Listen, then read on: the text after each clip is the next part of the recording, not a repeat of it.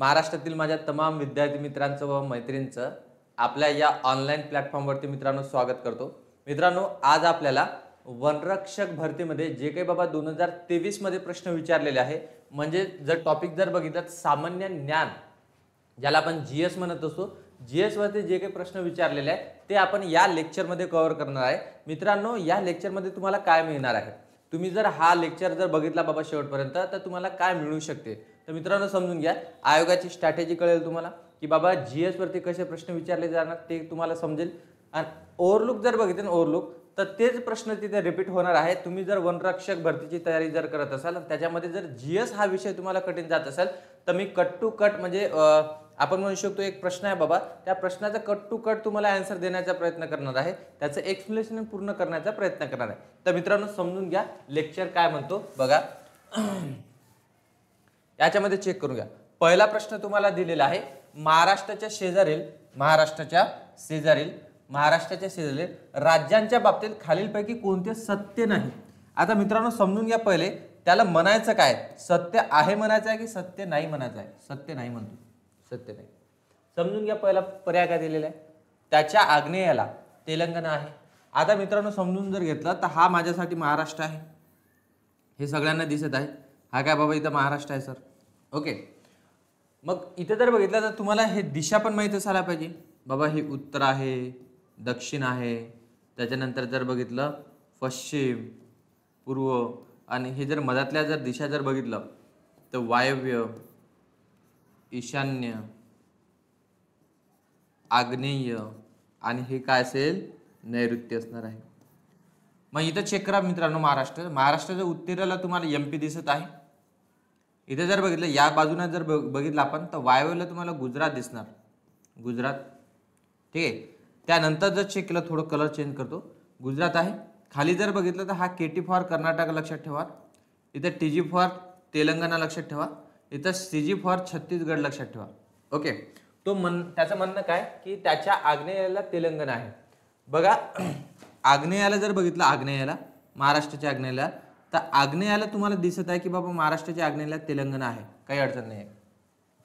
त्याच्यानंतर म्हणणं आहे त्याच्या पूर्वेला दादरा नगर हवेली हा केंद्रशासित प्रदेश आहे। मित्रांनो इथं जर बघितलं तर हा पूर्व दिशा आहे, ही जर दिशा जर बघितलं ही पूर्व आहे महाराष्ट्राची, पूर्व दिशेला तुम्हाला दिसत इथं छत्तीसगड आहे। कोण आहे बाबा तिथं छत्तीसगड, आणि तो म्हणत काय आहे की पूर्वेला काय आहे, दादरा आणि नगर हवेली या केंद्रशासित प्रदेश आहे म्हणतो। मग मित्रांनो समजून घ्या, दादरा आणि नगर हवेली जर बघितलं तर महाराष्ट्राच्या इथं वायव्येला आहे, वायव्येला म्हणजे असं वरती आहे, पालघरच्या वरती आहे मित्रांनो। मग आपण म्हणू शकतो की दादरा नगर हवेली कुठं आहे बाबा, तर वायव्य दिशेला आहे, वायव्येला।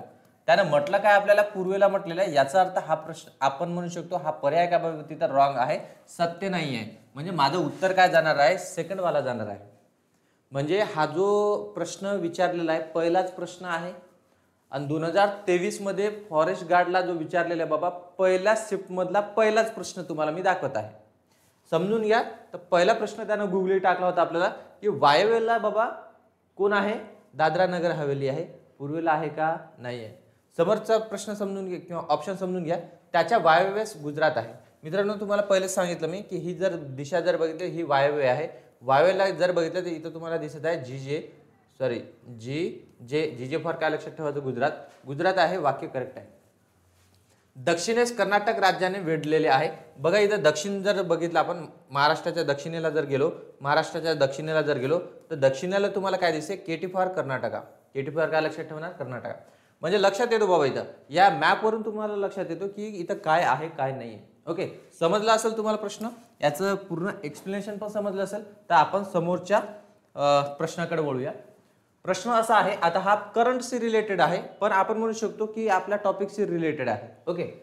पवन ऊर्जा क्षमतेनुसार भारताचे स्थान, ठीक आहे, भारताचे स्थान REN 21 अक्षय ऊर्जा 2022 जागतिक स्थिती, ठीक आहे, नुसार, ठीक आहे, अहवालानुसार कितवे आहे, म्हणजे कितवे क्रमांक आहे असं म्हणायचं आहे। कशानुसार, अक्षय ऊर्जा 2022 जागतिक स्थिती जर बघितलं तर त्याच्या अहवालानुसार बाबा भारताचा कितवा नंबर आहे। मग मित्रांनो जर भारताचा कितवा नंबर 2022 नुसार जर विचारत असेल ते, तर त्या ठिकाणी तुम्हाला दिलेलं आहे बाबा, याचं उत्तर जर बघितलं तर आपण म्हणू शकतो की चौथे होते, बरोबर।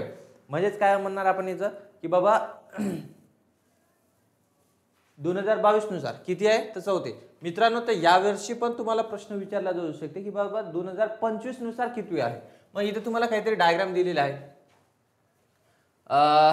जर बघितलं तर इंडिया रिन्युएबल एनर्जी मिक्स मे 2024 नुसार जर बघितलं तर आपण म्हणू शकतो की जगाच्या याच्यामध्ये नुसार जर चेक केलं तर आपला नंबर किती येतो 2024 नुसार, म्हणजे 24 नुसार पकडा सध्या 2024 नुसार तर किती आहे तर 5वा लक्षात ठेवा. जर यावरती परत प्रश्न आला तर याचं उत्तर तुम्ही काय घेणार आहे 5वा घेणार आहे. ठीक आहे, हे इथं लक्षात ठेवायचं आहे तुम्हाला. चला मित्रांनो समोरचा प्रश्न चेक करा. बघा, घटना आणि वर्ष यांची खालीलपैकी कोणती जोडी योग्यरित्या जुळवलेली नाही किंवा आपण म्हणू शकतो जुळवलेली नाही आहे. आता हा जर प्रश्न जर चेक केला मित्रांनो समजून घ्या याच्यामध्ये काय आहे की पहिले स्वातंत्र्य युद्ध 1857 हे तुम्हाला माहित आहे की 1857चा जो उठाव आहे त्याला बऱ्याच लोकांनी तिथे काय म्हटलेलं आहे पहिले स्वातंत्र्य युद्ध म्हटलेलं आहे इतिहासकारांनी. त्याच्यानंतर जर बघितलं मुस्लिम लीगची स्थापना 1910ला, मुस्लिम लीगची स्थापना 1910ला. त्याच्यानंतर भारतीय राष्ट्रीय काँग्रेसची स्थापना जर बघितलं तर 1885. आणि त्यानंतर जेव्हा मी जातो असहकार चळवळीची सुरुवात 1920 मध्ये दिलेली आहे. मित्रांनो याच्यापैकी तुम्हाला चुकीचं विचारलेलं आहे, चुकीची जोडी विचारलेली आहे. तर एक गोष्ट लक्षात ठेवायचं आहे की इथं जर बघितलं याचं उत्तर काय येणार आहे 2 येणार आहे. 2 काय येणार बाबा 2 काय येणार कारण की मित्रांनो समजून घ्या मुस्लिम लीगची जर स्थापना जर बघितलं तर 30 डिसेंबर 30 का रे डिसेंबर तर लक्षात ठेवायचं 1906 ला झालेली आहे मित्रांनो. 30 डिसेंबर 1906 ला. संस्थापक अध्यक्ष जर बघितलं संस्थापक अध्यक्ष जर बघितलं तेव्हाचे अध्यक्ष तर म्हणू शकतो आपण ख्वाजा खान होते.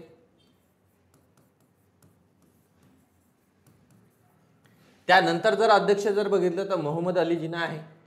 मोहम्मद अली जिना. आणि या मुस्लिम लीगची स्थापना कुठं झाली असा जर प्रश्न तुम्हाला फ्युचरमध्ये आला तर लक्षात ठेवायचं ढाका या ठिकाणी. कोणत्या ठिकाणी ढाका या ठिकाणी मुस्लिम लीगची काय झालेली आहे स्थापना झालेली आहे. हे सगळे पॉईंट तुम्हाला लक्षात ठेवायचे. जर बाबा मुस्लिम लीगची स्थापनावर प्रश्न विचारला असेल तर फ्युचरमध्ये त्याचं आपण म्हणू शकतो संस्थापक अध्यक्षावर प्रश्न जाऊ शकतो. मोहम्मद अली जिना त्याच्यानंतर राहिलेले अध्यक्ष आहे. ढाका या ठिकाणी म्हणजे आत्ताचा जो बाबा बांगलादेश आहे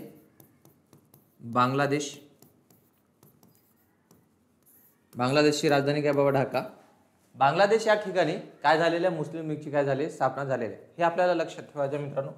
समोरचा प्रश्न आपण डिस्कस करून घेऊ. बघून घ्या खालीलपैकी कोणती संस्था भारतात चलनी जारी करू शकते. चलनी जारी करू शकते म्हणजे काय म्हणू शकतो आपण की बाबा चलन निर्माण करू शकते. मग याच्यामध्ये दिलेलं आहे बँक ऑफ बडोदा भारत सरकार, भारतीय स्टेट बँक, त्याच्यानंतर बँक ऑफ बडोदा, भारतीय reserve bank, bank of India. तुम्ही जर लॉजिक लावलं तर तुम्हाला अशी कोणतीच कुठेतरी असं भारतीय रिझर्व्ह बँक दिसणार नाही. इथं जर बघितलं तर भारतीय state bank, bank of Baroda आणि बँक ऑफ इंडिया ह्या बँका आहे. कशासाठी तर आपण म्हणू शकतो बाबा चलन तिथं स्वीकारण्यासाठी किंवा बाबा तिथं जर बघितलं तर चलन हे जे समजा व्यापारामध्ये व्यवहारामध्ये आणण्यासाठी. पण ती ह्या ज्या बँका आहे ह्या बँका चलन तिथं निर्माण नाही करत की बाबा मी एखाद्या स्टेट बँकमध्ये गेलो आणि तिथं चलन निर्माण करण्याचा तिथं कार्यक्रम चालू होता, म्हणजे पैसे छापण्याचा तिथं कार्यक्रम चालू होता असं तुम्हाला दिसणार का नाही. याचं उत्तर मित्रांनो भारतीय रिझर्व्ह बँक येणार आणि भारत सरकार. म्हणजे भारत सरकारकडं आणि भारतीय रिझर्व्ह बँककडंच परमिशन आहे की बाबा ते पैसे तिथं छापू शकतात, म्हणजे चलनी नोटा जारी करू शकतात. ओके, मग थोडं भारतीय रिझर्व्ह बँक बद्दल तुम्हाला माहिती असायला पाहिजे की भारतीय रिझर्व्ह बँक जर बघितलं बाबा आरबीआय ही कशी स्थापना झाली आहे आरबीआय ऍक्ट नुसार. मग ऍक्ट जर बघितलं मित्रांनो 1934 आहे. 1900 कधीचा आहे 34. मग तुम्हाला विचारलं जाऊ शकते रे आरबीआय ऍक्ट 1934 नुसार आरबीआयची स्थापना जर बघितली आरबीआयची स्थापना तर लक्षात ठेवा मित्रांनो हा प्रश्न आयोग बऱ्याच वेळेस तिथे विचारत असतो. फ्युचरमध्ये पण विचारला जाऊ शकतो की आरबीआयची स्थापना कधी झाली बाबा. तर आरबीआयची स्थापना झालेली आहे 1 एप्रिल आहे की नाही 1935 ला. 1935ला. ऍक्ट कधीचा आहे तो, कायदा कधीचा आहे, कायदा आहे 34चा. आरबीआय ऍक्ट कधीचा आहे, 1934चा. आणि इथं स्थापना कधी झालेला आहे, 1 एप्रिल 1935ला.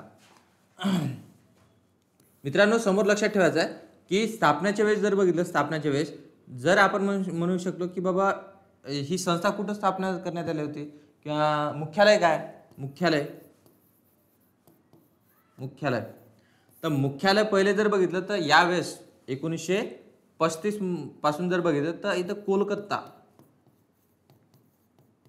कोलकाता या ठिकाणी काय झालेलं आहे, स्थापना झालेली आहे. पण सध्या जर बघितलं तर सध्या तुम्हाला माहित आहे की सध्या मुख्यालय कुठं आहे इथं, तर सध्या लक्षात ठेवायचं आरबीआयचं मुख्यालय जर बघितलं तर बाबा कुठं आहे, आपल्या मुंबईमध्ये आहे. चला लक्षात राहील का, परत एकदा डिस्कस करून देतो. आरबीआय 1934 नुसार आरबीआयची स्थापना 1 एप्रिल 1935ला झालेली आहे. मुख्यालय जर बघितलं कोलकाता आहे आणि सध्या जर बघितलं सध्या मुख्यालय कुठं आहे तर मुंबईला आहे. आता एक गोष्ट लक्षात ठेवायचं आहे की याच्यामध्ये जर बघितलं बाबा गव्हर्नर कोण आहे, सध्या जर गव्हर्नर जर बघितलं तर संजय मल्होत्रा तुम्हाला माहित आहे की आरबीआयचे गव्हर्नर आहे. गव्हर्नर लक्षात ठेवा इथं संजय मल्होत्रा. विचारला जाऊ शकतो मित्रांनो, कारण की जीएस काय विचारेल असं त्याचं सिलेबस जर बघितलं तर सांगता येत नाही, करंट अफेअर्सच्या बाबतीत तिथं सांगता येत नाही.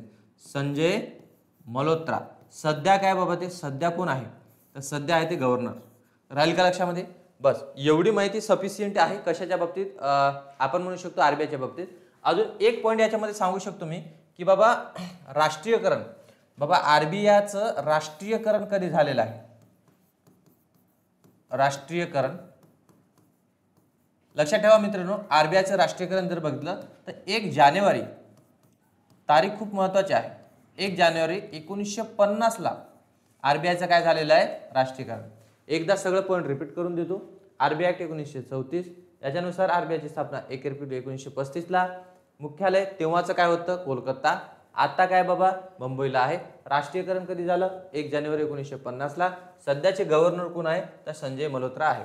एवढी माहिती आपल्या परीक्षेसाठी सफिशियंट आहे मित्रांनो. 100% व्हिडिओ जर तुम्हाला आवडत असेल तर एकदा ते लाईक करायचं, ठीक आहे. त्याच्यानंतर तो जो चॅनल आहे बाबा तिथं सबस्क्राईब करून ठेवायचं, कारण की आपण रोज तिथं व्हिडिओ टाकणार आहे. कशावरती बाबा, तर वनरक्षक भरतीच्या संदर्भात. त्याच्यानंतर जर बघितलं तर आपल्या फ्रेंडला पण तिथं काय करा, तुम्ही शेअर करा, कारण की त्यांचा पण तिथं फायदा झाला पाहिजे. आता ही जी येणारी भरती आहे याच्यामध्ये आपलं सिलेक्शन झालं पाहिजे, हाच त्याच्यामधला काय महत्त्वाचा उद्देश आहे. भारतीय संविधानानुसार केंद्रीय मंत्री परिषद ही सामूहिकरित्या कोणाला उत्तरदायी असते किंवा जबाबदार असते, असा जर प्रश्न विचारला तुम्हाला तर आता समजून घ्या मित्रांनो, ठीक आहे. तर कोणाला सामूहिकरित्या जर बघितलं तर कोणाला जबाबदार असते, तर सामूहिकरित्या आपण म्हणू शकतो लोकसभेला जबाबदार असते. लोकसभेला कलम जर बघितलं तर 75 आहे की नाही, 3 मध्ये हे दिलेलं आहे.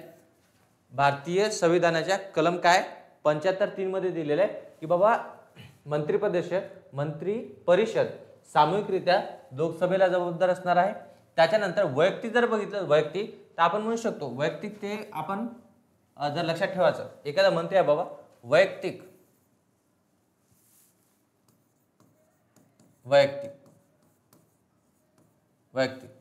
कोणाला तर लक्षात ठेवायचं, वैयक्तिक जर बघितलं तर याच्यामध्ये काय दिलेलं आहे, भारताचे राष्ट्रपती किंवा आपण म्हणू शकतो पंतप्रधान, ठीक आहे. म्हणजे त्या दोन्हीद्वारे आपण लक्षात ठेवू शकतो की ते भारताचे राष्ट्रपती.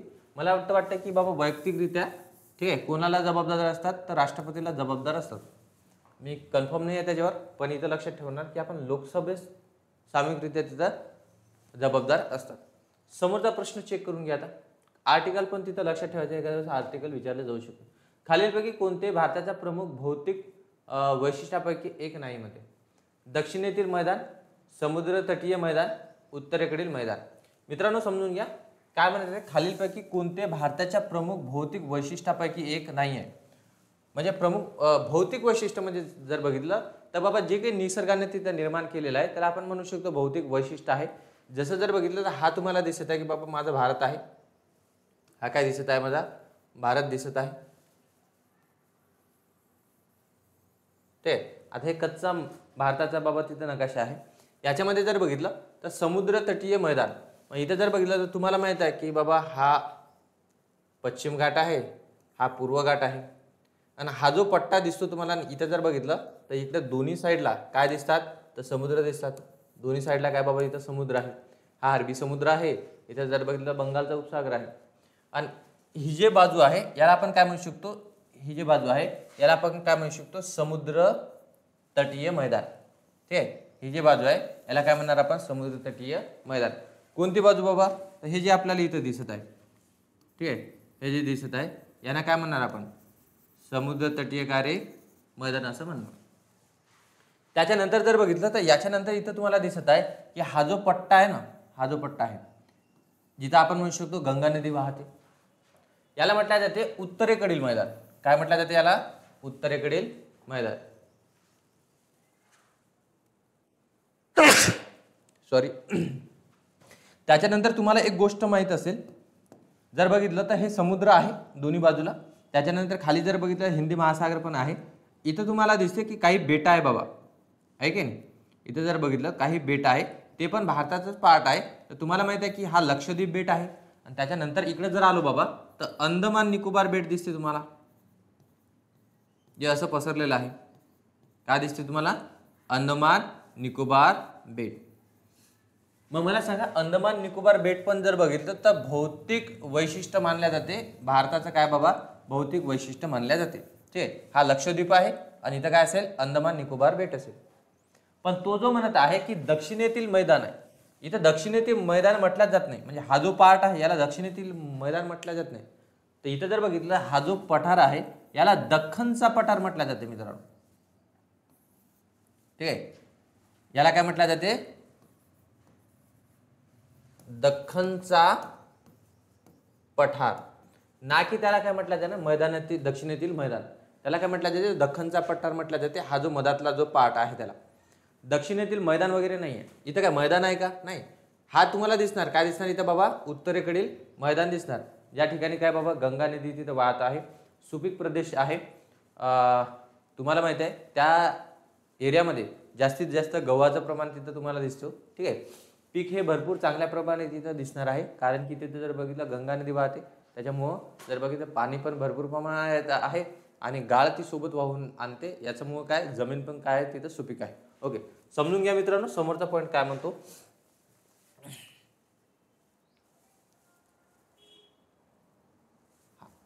नेक्स्ट प्रश्न दिलेला आहे बघा. महाराष्ट्राच्या धुळे जिल्ह्यातील 1857चा जो उठाव आहे हा भारताच्या नैऋत्य पट्ट्यातील गटाचा सहभागाशी साक्ष देतो.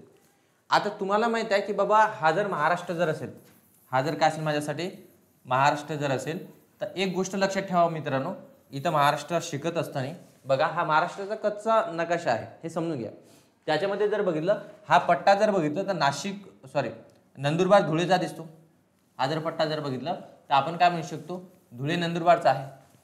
तर या ठिकाणी 1857चा जो जेव्हा उठाव झाला होता तर या ठिकाणी पण काय झालेला उठाव झालेला आहे. मग या ठिकाणी जो उठाव झालेला आहे ते कोणी केलेला आहे बाबा, तर इथं दिलेला आहे की मराठा, ब्राह्मण, त्याच्यानंतर महिला आणि काय दिलेलं इथं आदिवासी. मित्रांनो समजून घ्या, या प्रदेशामध्ये जर बघितलं की आपण जो समजा खानदेश प्रदेश म्हणत असतो, या ठिकाणी मराठा, ब्राह्मण आणि महिला, ठीक आहे, हे जे तुम्हाला उत्तर दिलेलं आहे ते आपण म्हणू शकतो ऑप्शन तिथं सेट केलेलं आहे. तर हे चुकीचे असणार आहे. का चुकीचे असणार आहे, कारण या ठिकाणी जास्तीत जास्त जर बघितलं तर आदिवासी बांधव पहिलेपासून राहत होते, आता पण तिथंच राहतात, बरोबर की. आदिवासी बांधव तिथे खानदेश या एरियामध्ये तुम्हाला दिसतात. याचाच अर्थ असं झालेला आहे, याचं उत्तर काय असणार आहे, आदिवासी असणार आहे. आदिवासी जे आधीपासून इथं भारतामध्ये वास करत आहे त्यांना आपण आदिवासी म्हणत असतो. ते आपले आदिवासी बांधव आहे, ते कुठं राहत होते, नंदुरबार आणि धुळेमध्ये, आता पण राहतात. आणि 1857चा जो उठाव झाला होता बाबा, या ठिकाणी आदिवासी बांधवांनी इंग्रजांना तिथं म्हणू शकतो अपोज केलेला आहे, तिथं त्यांच्या विरुद्ध लढलेले आहे. कशासाठी, कारण की इंग्रज तुम्हाला माहित आहे की भारताच्या भूमीमध्ये हस्तक्षेप करत होते. हे जे आहे समजा आदिवासी बांधवांना पटत नव्हतं की बाबा आम्ही वनात राहतो, आम्ही कसे जर राहत असेल तर आमच्या याच्यामध्ये हस्तक्षेप करायचं का नाही. त्याच्यामध्ये मित्रांनो एक दोन आपण म्हणू शकतो जमाती आहे, ते आपल्याला लिहून घ्यायचं आहे. जर बघितलं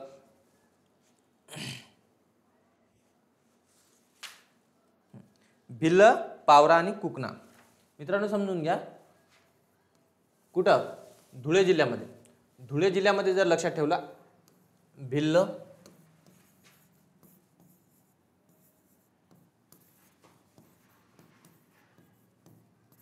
पावरा आणि एक जर बघितलं एक आहे बाबा काय लक्षात ठेवू शकतो कुकना. कुकना ह्या आदिवासी बांधवांनी तिथं जर बघितलं की ह्या जमातीने काय केलेलं आहे की सरकारच्या विरुद्ध लढा दिलेला आहे. तर लक्षात ठेवणार आपण भिल्ल, पावरा आणि काय कुकना ह्या आदिवासी जमाती आहे ज्यांनी 1857 मध्ये भाग घेतलेला आहे आणि इंग्रजांच्या विरुद्ध तिथं लढा उभा केलेला आहे. मित्रांनो समजून घ्या. एक प्रश्न मला वाटतं की तिथं सुटलेला आहे तर आपल्याला इथं समजून घ्यायचं त्या प्रश्नाला.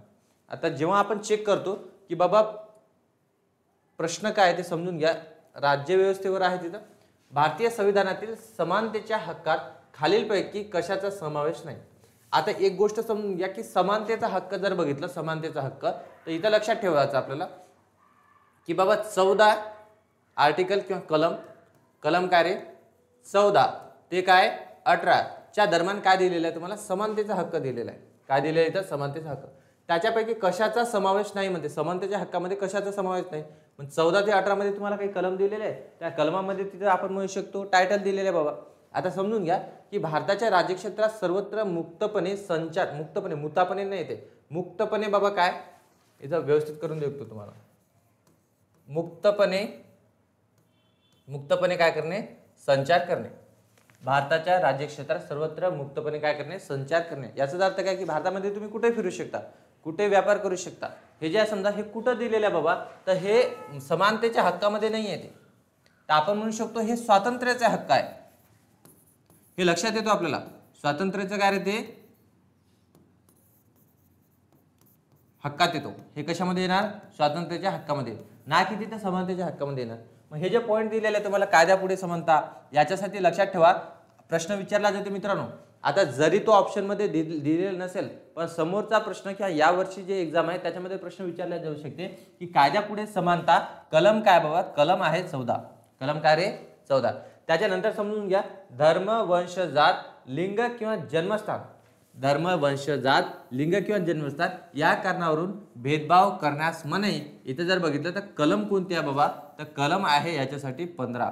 कलम काय 15. कलम 14 काय म्हणते की बाबा कायद्यापुढे समानतात कोण एखादा कायदा आहे त्या कायद्यापुढे सर्व लोक तिथं काय असणार समान असणार आहे. ठीक आहे. त्याच्यानंतर धर्म वंश जात लिंग किंवा जन्मस्थान या कारणावरून भेदभाव करण्यास मनाई. म्हणजे बाबा एखादा धर्मातला मुलगा आहे किंवा आपण म्हणू शकतो वंश आहे किंवा जात आहे किंवा आपण म्हणू शकतो जन्मस्थान आहे त्याचा जन्म कुठेतरी बिहारमध्ये झालेला आहे तर तुम्ही त्याच्यावर काय करू शकत नाही भेदभाव करू शकत नाही. असं कोणत्या कलमामध्ये दिलेलं आहे कलम काय 15 मध्ये दिले आहे. सार्वजनिक सेवा योजनेच्या बाबीमध्ये समान संधी म्हणजे जे काही बाबा सरकारी नोकरी आहे याच्यामध्ये सर्वांना काय असेल तिथे समान संधी असते. कलम काय सांगते तर कलम सांगते मित्रांनो काय तर लक्षात ठेवा आपल्याला 16 कलम काय सांगते की सार्वजनिक सेवा योजनेमध्ये समान संधी. हे तुम्हाला लक्षात ठेवायचं होतं कारण की हा पॉईंट जर बघितलं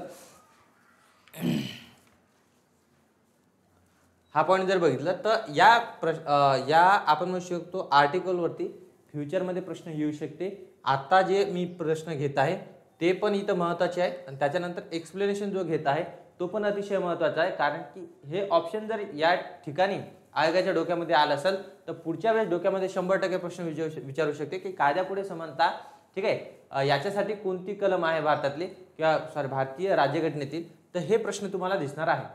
आणि त्याच्यानंतर जर बघितलं तर बाबा तिथं लक्षात ठेवा अस्पृश्यतेचे निर्मूलन कलम 17 ठीक आहे. हे कशामधले आहे तर हे आपण 14 ते 18 मध्ये बघत आहे. काय म्हटलं इथं समानतेच्या हक्कात 14 ते 18 तुम्हाला माहिती आहे की समानतेचा हक्क आहे बाबा. त्याच्यामध्ये जर बघितलं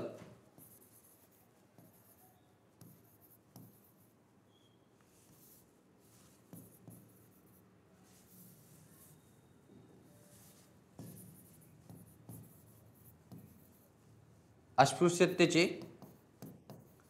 निर्मूलन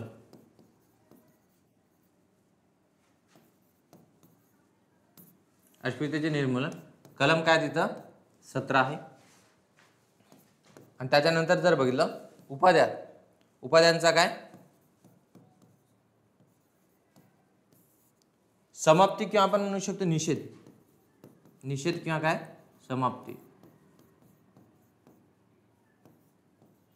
याच्यासाठी काय कलम काय असेल 18 असेल. म्हणजे जे अस्पृश्यतेचे निर्मूलन जर बघितलं तर बाबा भेदभाव तुम्ही करू शकणार नाही. त्याच्यानंतर जर बघितलं उपाध्यांची निषेध किंवा समाप्ती म्हणजे काय की जे काही पहिले जे समजा असं उपाधी लावल्या जायचे, महाराज, त्याच्यानंतर सर, हे ज्या बाबा तुम्हाला उपाधी आता लावता येणार नाही. ठीक आहे. हे कशामध्ये दिलेलं आहे सगळं, तर हे दिलेलं आहे समानतेच्या हक्कात. समानतेच्या हक्कामधले हे 14 ते 18 कलम तुम्हाला लक्षात ठेवायचे. कायद्यापुढे समानता 14, धर्मवंश जात 15, सेवा योजनामध्ये समान संधी इथं 16 दिलेले, अस्पृश्यांच्या निर्मूलन 17, उपाध्यांच्या निषेध किंवा समाप्ती कलम काय असेल 18. चला समोर जाऊया मित्रांनो. हा प्रश्न आपण डिस्कस केलेला आहे. याचं उत्तर जर बघितलं आदिवासी येणार आहे. समोरचा प्रश्न इथं समजून घ्या की बघा आपण फॉरेस्टची एक्झाम देत आहे, तर फॉरेस्टबद्दल 2 ते 3 प्रश्न तुम्हाला येणार. आणि जो करंटमध्ये बाबा फॉरेस्टचा जो डाटा आलेला आहे महाराष्ट्र, आपण म्हणू शकतो फॉरेस्ट डिपार्टमेंटद्वारे ते येत नाही. ठीक आहे. इंडियन फॉरेस्ट डिपार्टमेंट थ्रू तो येत असतो. तो तिथं लक्षात ठेवावा लागतो आपल्याला. बाबा किती एरिया वाढलेला आहे, किती कमी झालेला आहे, कोणत्या ठिकाणी जास्त तिथं म्हणू शकतो आपण वन आहे. इथं प्रश्न विचारला जातो. म्हणजे 2 ते 3 प्रश्न पहिल्या शिफ्टमध्ये विचारलेला आहे. समोरच्या शिफ्टमध्ये तेवढेच प्रश्न विचारले गेलेले असणार आहे. तुम्हाला मी ते दाखवतो. आता समजून घ्या मित्रांनो की मार्च 2022च्या अखेरीस राज्याचे घोषित वनरक्षक 61,907 चौरस किलोमीटर होते.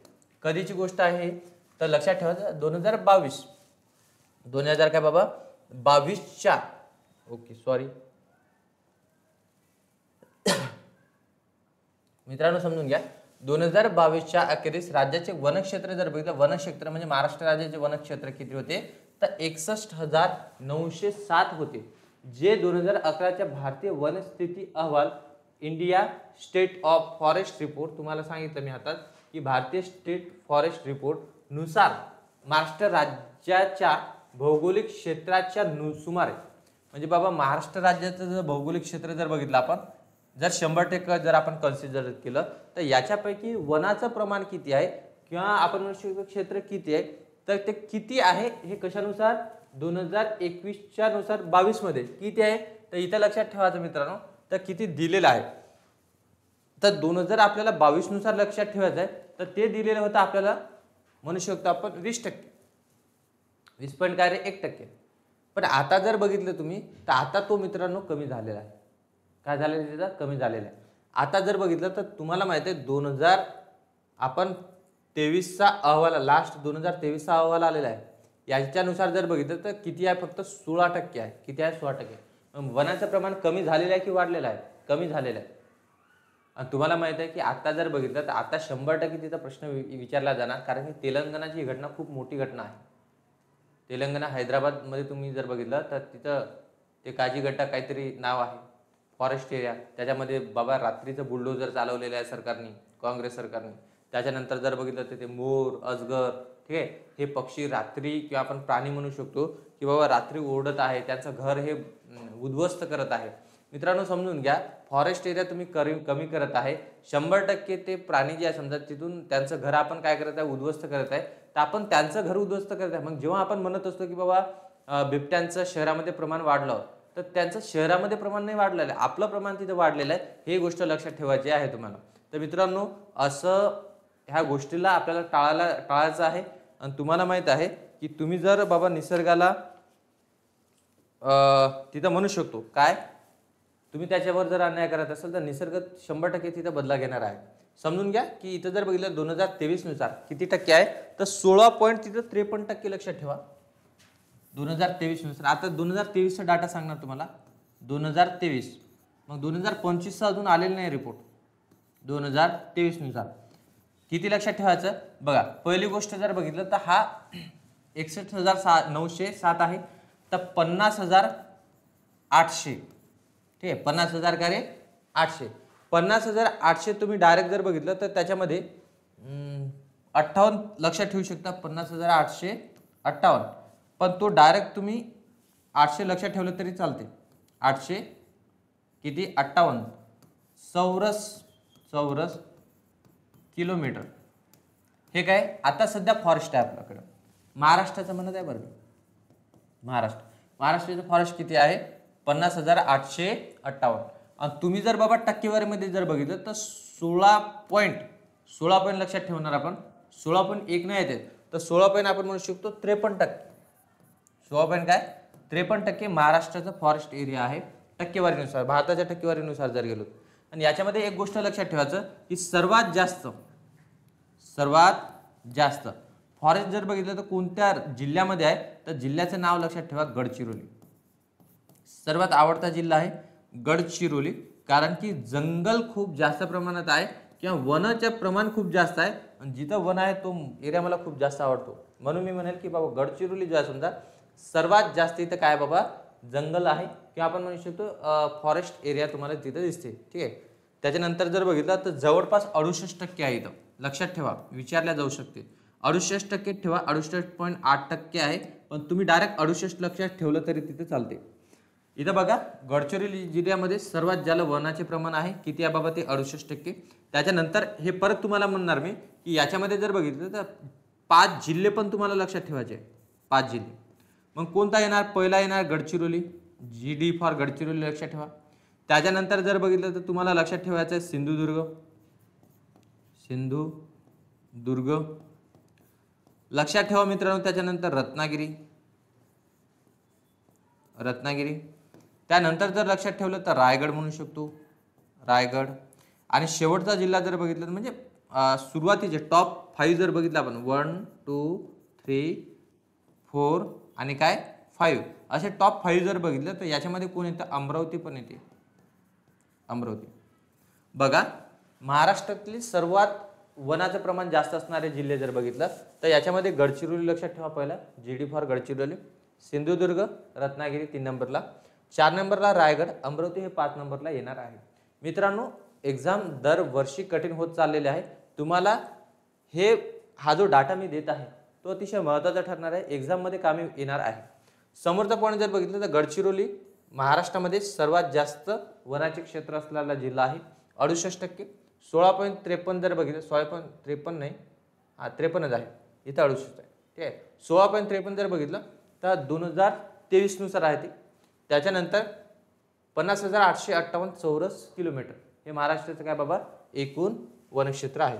मित्रांनो डाटा खूप महत्त्वाचा आहे, याचा स्क्रीनशॉट घेऊन घ्या किंवा तुम्ही बाबा टेलिग्राम चॅनल जॉईन होऊ शकता.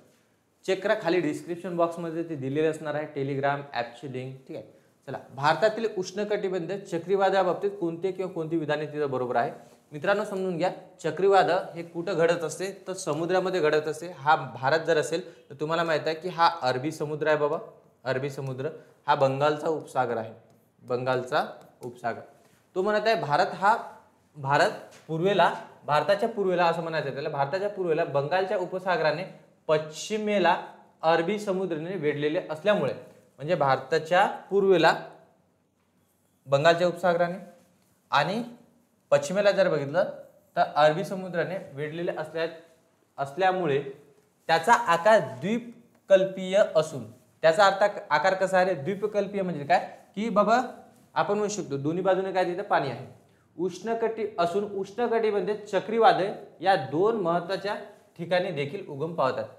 म्हणजे द्वीपकल्पीय बाबा तो पठार आहे किंवा आपण म्हणू शकतो द्वीपकल्पीय भाग आहे, म्हणजे दोन्ही बाजूने तुम्हाला काय दिसतं, इथं पाण्याचं प्रमाण इथं दिसत आहे अजून.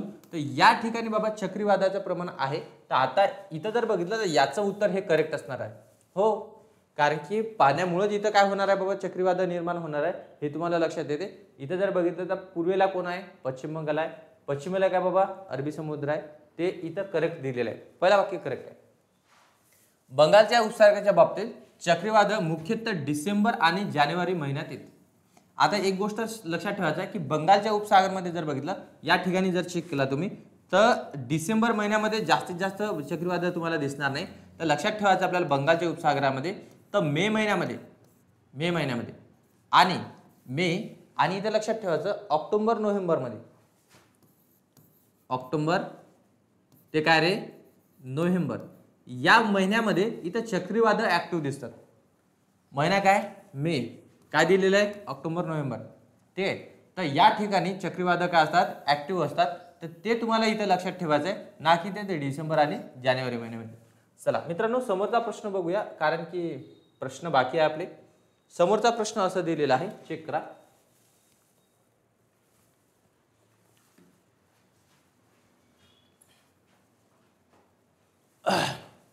अंगामी ही रिकामी जागा राज्यात आढळणारी एक महत्त्वाची जमात आहे. आता अंगामी नावाची जर जमात जर बघितली मित्रांनो तर अंगामी नावाची जमात ही नागालँड या राज्यामध्ये तुम्हाला दिसेल.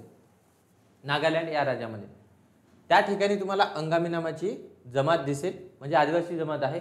अजून तुम्हाला तिथं लक्षात ठेवायचे आहे, अंगामी नंतर जर बघितलं एओ आहे, सकेसांग आहे, लोथा आहे आणि चांग आहे. एओ नागालँड मधली बघा एओ, त्याच्यानंतर सखेसांग, त्यानंतर जर बघितलं तर आपण म्हणू शकतो लोथा आणि यांग. लोथा आणि काय बाबा यांग, ह्या महत्वाच्या आदिवासी जमात आहे, जे पाठ करून घ्या. मध्ये जर बघितलं तामिळनाडूमध्ये कन वरून तिथं आदिवासी जमात जास्त दिसतात. तिथं लक्षात ठेवा इसला कोटा कुरंबा, इसला कोटा कुरंबा आहे की नाही, हे आदिवासी जमात आहे. आणि एक टोडा पण लक्षात ठेवा, टोडा, हो टोडा पण आहे. एक जर बघितलं तर टोडा नावाची आदिवासी जमात आहे, कुठं आहे तामिळनाडूमध्ये. हिमाचल प्रदेशमध्ये अतिशय महत्वाची जमात आहे, दोनच तिथं जमात अतिशय महत्वाची आहे, गड्डी आणि गुज्जर. बघा काय लक्षात ठेवणार आपण, गड्डी आणि गुज्जर नावाची इथं आदिवासी जमात महत्वाची आहे बाबा. गुज्जर हे विचारल्या जाते, हिमाचल प्रदेश मधली विचारल्या जाते बाबा. गुज्जर आदिवासी जमात जास्त प्रमाणात तिथे दिसणार, गुज्जर आणि काय असेल तिथे गड्डी, हिमाचल प्रदेश. पंजाबमध्ये कोणतीच आदिवासी जमात तुम्हाला दिसणार नाही. ठीक आहे, इथं लक्षात ठेवा. ओके, समोरचा प्रश्न चेक करा मित्रांनो. खालीलपैकी कोणते विधान रोलक कायद्याच्या संदर्भात योग्य नाही म्हणतो, योग्य नाही म्हणतो, चुकीचं आहे म्हणतो, योग्य नाही हे विचारलेलं आहे, चुकीचं आहे, चुकीचं आहे म्हणत आहे तो, योग्य नाही म्हणजे चुकीचं आहे. समजून घ्या. रोलट काळात जर बघितलं तर बाबा 1919 आहे. ठीक आहे, त्याच्यानंतर जर बघितलं पहिला स्टेटमेंट दिलेला, महात्मा गांधींनी या कायद्याला विरोध केला, कत्त्याला नाही कायद्याला आहे तो, कायद्याला विरोध केला, पण मोहम्मद अली जिना यांनी विरोध केला नाही.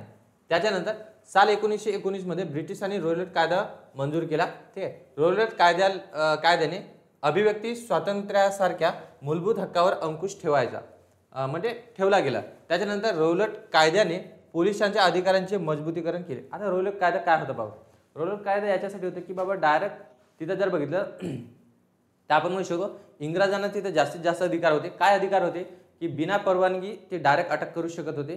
त्याच्यानंतर जर बघितलं तर कोणाच्या नावावर गुन्हा नसेल किंवा नसेल तर त्यांना ती परमिशन मिळाली होती की बाबा तुम्ही डायरेक्ट त्यांना अटक करू शकता.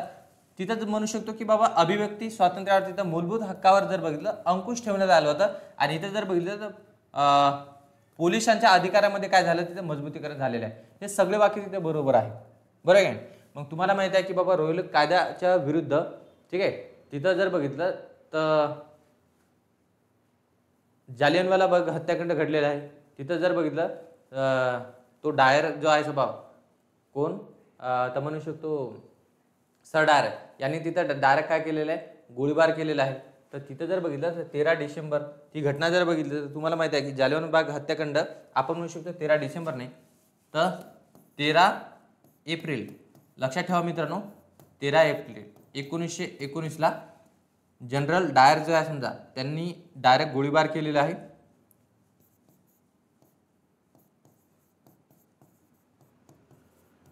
जालियनवाला बाग का रे हत्याकांड, ठीक आहे, हत्याकांड हे तुम्हाला माहित आहे की काय घडलेलं आहे त्या ठिकाणी. ठीक आहे, जनरल डायरने तिथं बेशुमार तिथं गोळीबार केलेली आहे.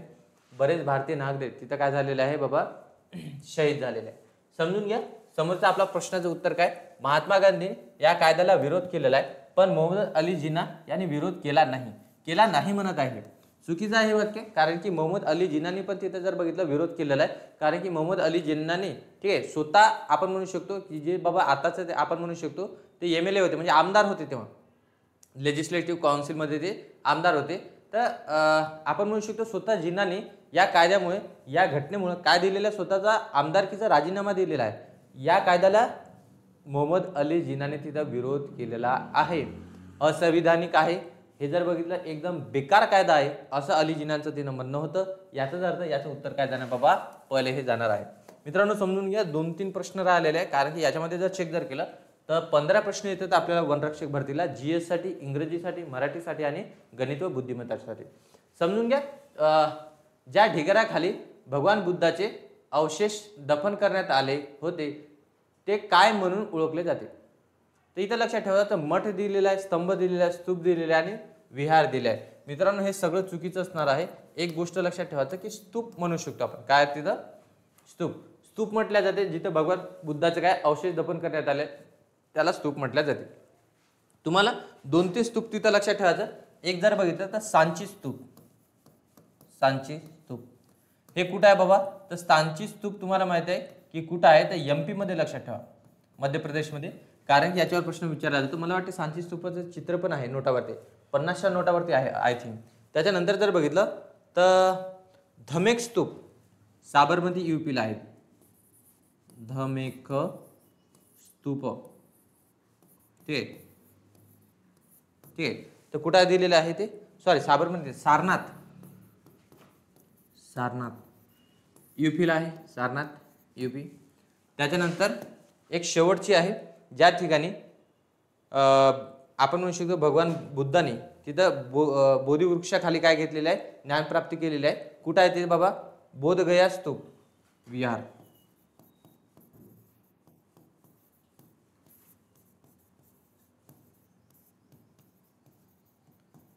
हे कुठं आहे बाबा? बिहारमध्ये आहे. हे तुम्हाला लक्षात ठेवायचं.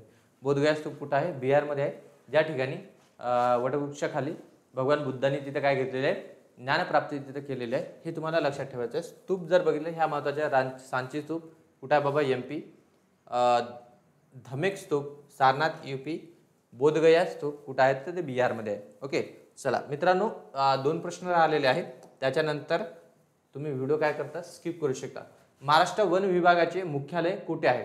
मित्रांनो समजून घ्या, महाराष्ट्राचे वन विभागाचे मुख्यालय ना की मुंबई, ना की पुणे, ना की नाशिकला आहे. इथं समजून घ्या कुठं आहे ते? तर नागपूरला आहे. नागपूरला याच्यासाठी आहे तुम्हाला माहित आहे की नागपूर जर शहर जर बघितलं तर विदर्भामध्ये येतो. विदर्भामध्ये जर बघितलं तर जास्तीत जास्त वनाचे प्रमाण पण आहे, कारण की तुम्हाला दिसत आहे बाबा गडचिरोली जिल्हा आहे. ठीक आहे, तर त्याच्यामुळे काय केलेलं आहे? नागपूर या ठिकाणी मुख्यालय बनवलेलं आहे. ठीक आहे, या मुख्यालयाची आपण महाराष्ट्र वन विभागाची स्थापना जर बघितलं तर आय थिंक 1974 मला वाटते. एकदा चेक करून घ्या की किती आहे ते. 1974 मला असं आठवत आहे. 1974ला महाराष्ट्र वन विभागाची तिथे स्थापना झालेली असणार. ओके चला, महाराष्ट्रातील उष्णकटिबंधीय अर्ध सदाहरित जंगलाची अंदाजे टक्केवारी किती आहे? आता इथे जर बघितलं तर तुम्हाला माहिती आहे की महाराष्ट्रात जर बघितलं तर वातावरणानुसार आपण म्हणू शकतो की ते 6 प्रकार आहेत की बाबा सदाहरित वने, निम सदाहरित वने, उष्णकटिबंधीय उपोष्ण वने, हे असे तिथे 6 प्रकार पडतात. ठीक आहे, किंवा खारफुटी वने असे जर बघितलं एकूण 6 प्रकार पडतात. आता इथं पूर्ण एक्सप्लेनेशन घेऊ शकत नाही, याच्यासाठी मी स्पेशल व्हिडिओ बनवलेला आहे वन या टॉपिकवरती, तो तुम्ही तिथं काय करू शकता? बघू शकता. मित्रांनो समजून घ्या, अर्ध सदाहरित जंगलाची वने जर बघितलं, जिथं जर बघितलं बाबा 200 सेंटीमीटर पेक्षा पाऊस कमी पडतो त्याला आपण म्हणू शकतो अर्ध सदाहरित वने. त्याचं प्रमाण जर बघितलं तर किती आहे महाराष्ट्रामध्ये? 7.73 आहे. कुठं आढळतात बाबा हे वने सर? तर हा जर महाराष्ट्र असेल मित्रांनो तर इथं तुम्हाला माहिती आहे की हा सह्याद्री आहे.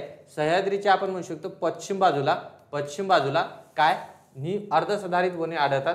त्याच्यामध्ये लक्षात ठेवायचं की 200 सेंटीमीटर पेक्षा काय बाबा पर्जन्य तिथं कमी असतो. उत्तर काय असेल? 7.73. ठीक आहे मित्रांनो, इथं जर बघितलं तर मला वाटते की काय दिसत आहे इथं की 15 जे प्रश्न आलेले आहे पहिल्या शिफ्टमध्ये 2023च्या वन विभागाचा जो पहिला पेपर आहे, पहिल्या शिफ्टमध्ये जे प्रश्न आलेले आहे जीएसचे, ते आपण सगळे इथे डिस्कस केलेलं आहे, कारण की ते महत्त्वाचे होते. हेच जे प्रश्न आहे समोर चालून या वर्षीमध्ये 2025 मध्ये परत रिपीट होऊ शकते. आता हा व्हिडिओ कसा वाटला तुम्हाला नक्की कमेंट्स बॉक्समध्ये सांगा. व्हिडिओला जर आवडला असेल बाबा, आपली माहिती तिथं महत्त्वाची आहे, आपल्याला कामी पडू शकते असं जर वाटत असेल तर व्हिडिओला 100% लाईक करायचा आहे आणि आपल्या मित्रांपर्यंत मित्रांनो व्हिडिओ शेअर करायचा आहे. ठीक आहे, तर इथे थांबूया आपण. जय हिंद, जय महाराष्ट्र मित्रांनो.